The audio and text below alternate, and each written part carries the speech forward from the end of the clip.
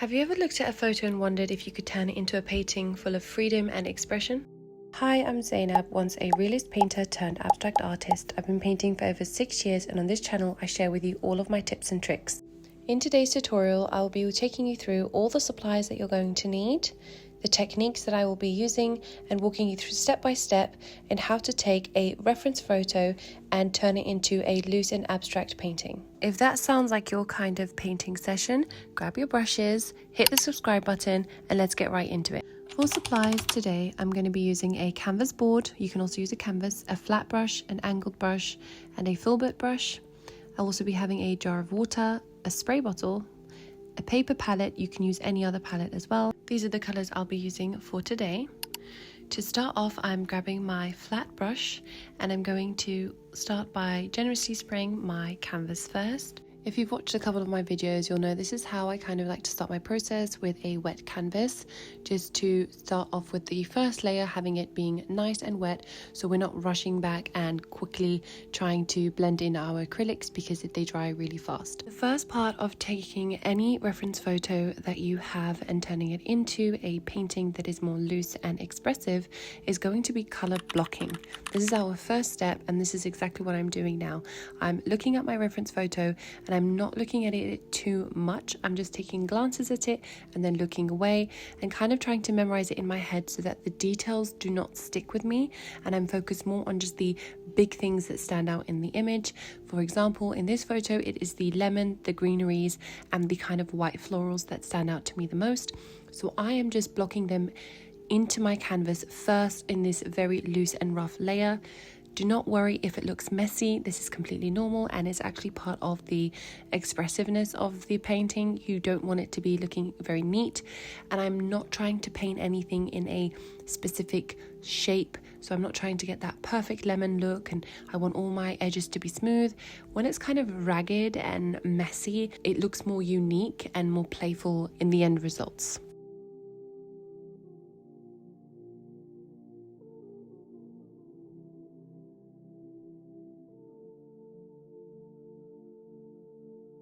With the colours on your palette, we can mix different shades of green. We've got the Prussian blue and also the burnt sienna.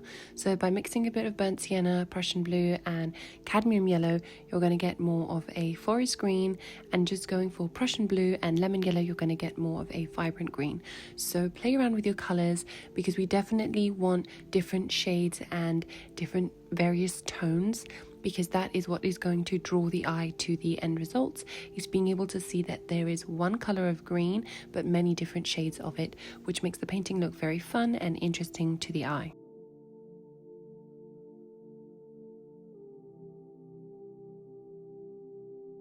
Grabbing my light portrait pink color, I'm going to very roughly and messily paint all the edges now of the canvas. I'm also throwing in some burnt sienna because they complement each other quite nicely, and I'm just quickly filling in. So this is still the color blocking stage where we just want everything to have a place and we want the canvas to be completely blocked out with color, so when we go on to our next part of painting, we know exactly where we're putting each and every color on top of it.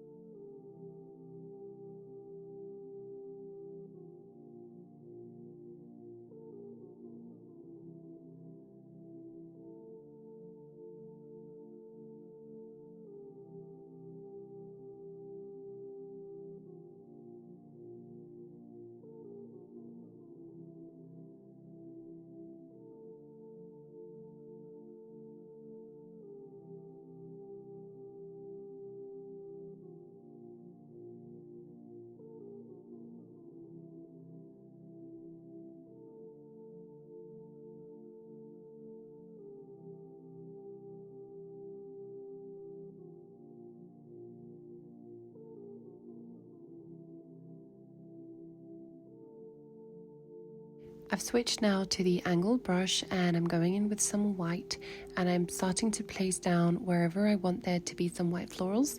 This is still the first layer, so I'm not trying to get a very vibrant white. The paint, we're working all wet on wet, so the paint is still going to mix with the colors that are already on the canvas.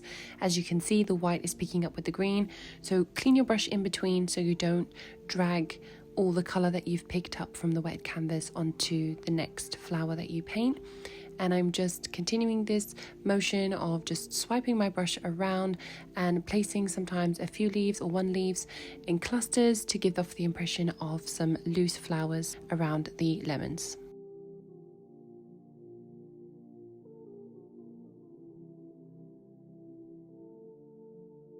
So that is our first stage done. The second part of turning the reference photo into a more loose and expressive painting is going to be doing the shade and depth part. So this is adding shadow and placing where we want things to be light.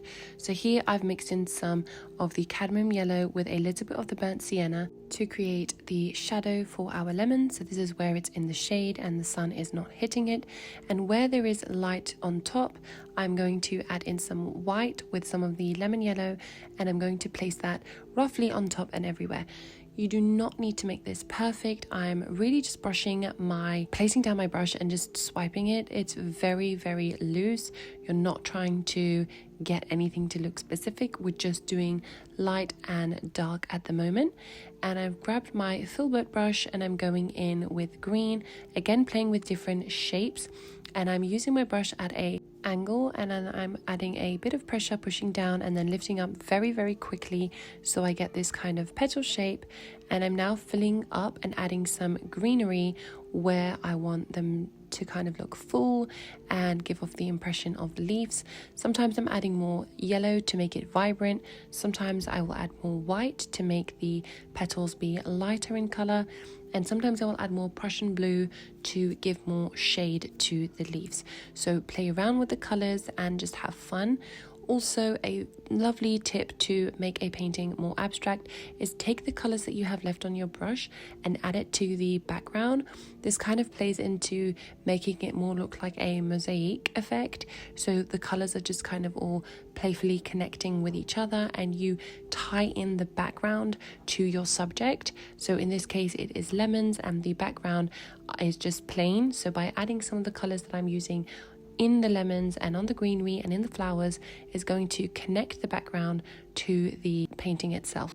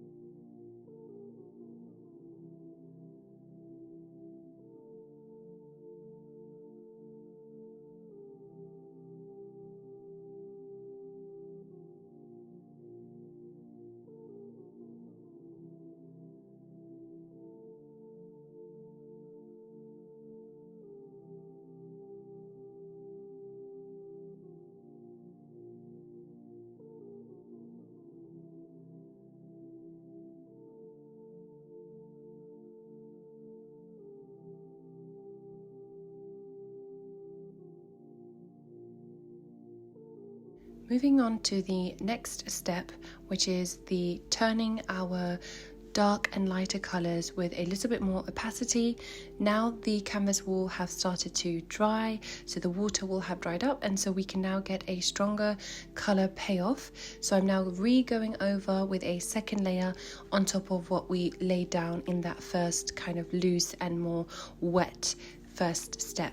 So I'm kind of going over, and I'm also creating some new places and pieces where I'm placing down the white as well, because we're now working with a more dry canvas. Even when you apply a new color somewhere that we haven't placed it before, the color payoff is going to be stronger and brighter than in the first stage. So with my white, I'm just placing new pieces and petals and leaves everywhere where I want there to kind of for it to stand out a little bit. You feel free to play with this as you like, so you can add as much or as little as you want. Definitely we want the yellow to be the standout, so you don't want to go too heavy with the white because it will kind of wash out the yellow and not allow it to stand out as much. So just kind of go over where you've placed it in the first step and continue from there.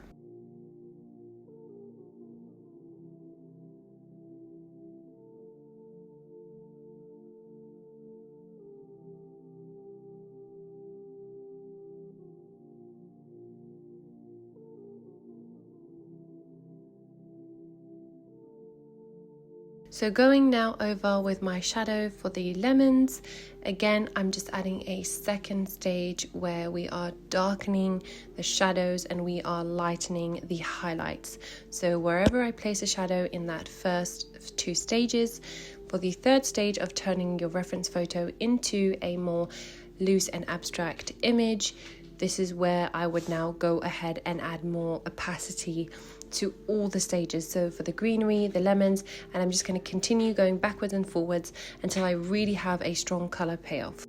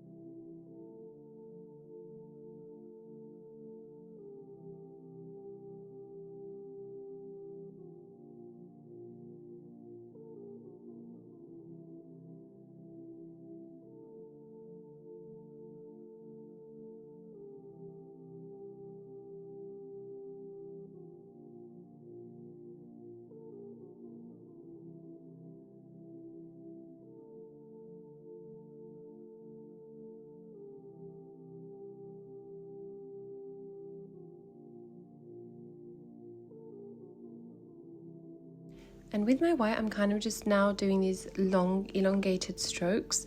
It's sometimes fun to break up the shapes of whatever you're painting. So if you're doing something very repetitive, you can kind of just add a different shape to it. So I decided on the highlight part to add a really light stroke of white with a tiny little bit of lemon yellow.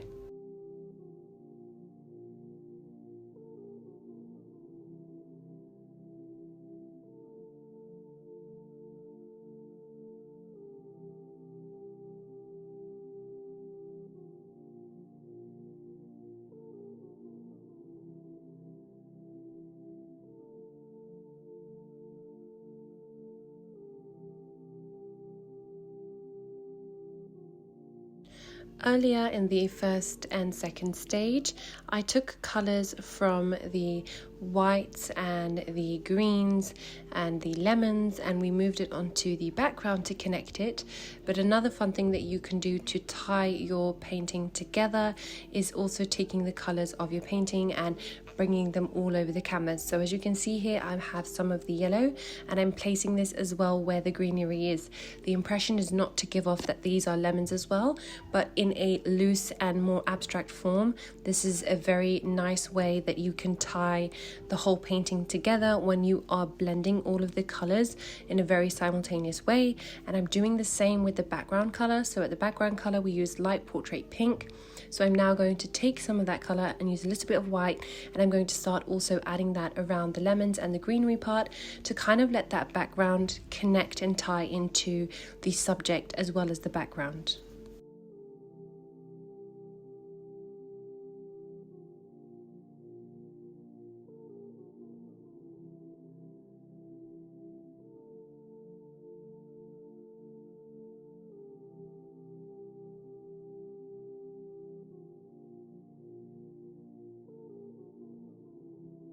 And the last thing that I like to do is kind of take a step back away from my painting. So at this point I had put my brush down, stepped away and see what kind of I needed to add. And so this is kind of where you let your creative intuition come into play and you kind of listen to what your mind is telling you. For me, it was that I needed some more stronger highlights on the greenery, and I needed also to add a bit more shade to the greenery. So it was kind of flat. So I'm adding more green, I'm adding some yellow to it and some white to make the leaves pop out a little bit more, and then I'm going to go in with some Prussian blue and add some really dark spots as well.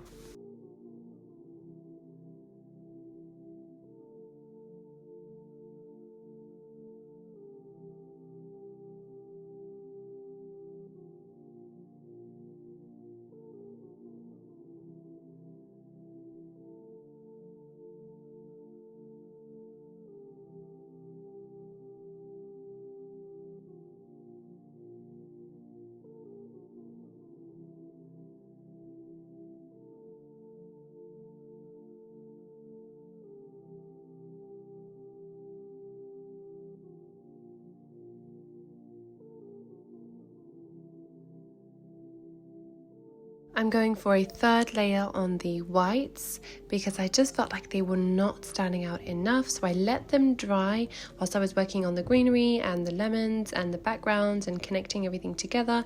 I let my whites dry, and now I'm going back on top to get this much more vibrant white color payoff.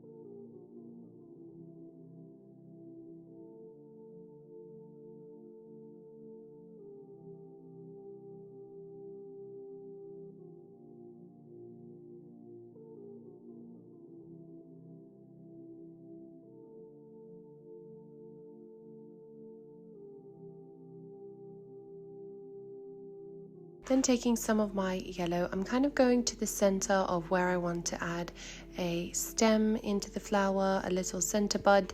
So I'm just going in and adding some yellow and also a little bit of the pink.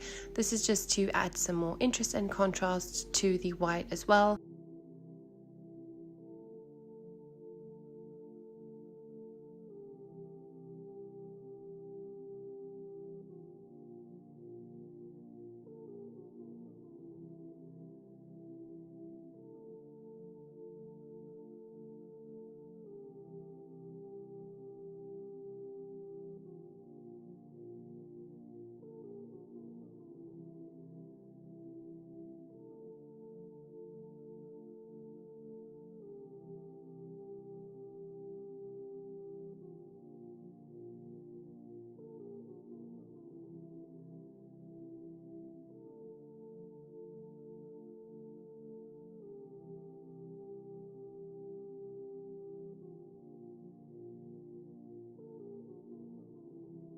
And of course, to finish it off, I'm going to grab and wet my brush nicely and generously with some water and grab some of my paint left on the palette and do some splashes and splodges, because I just think this is such a fun way to finish off the painting.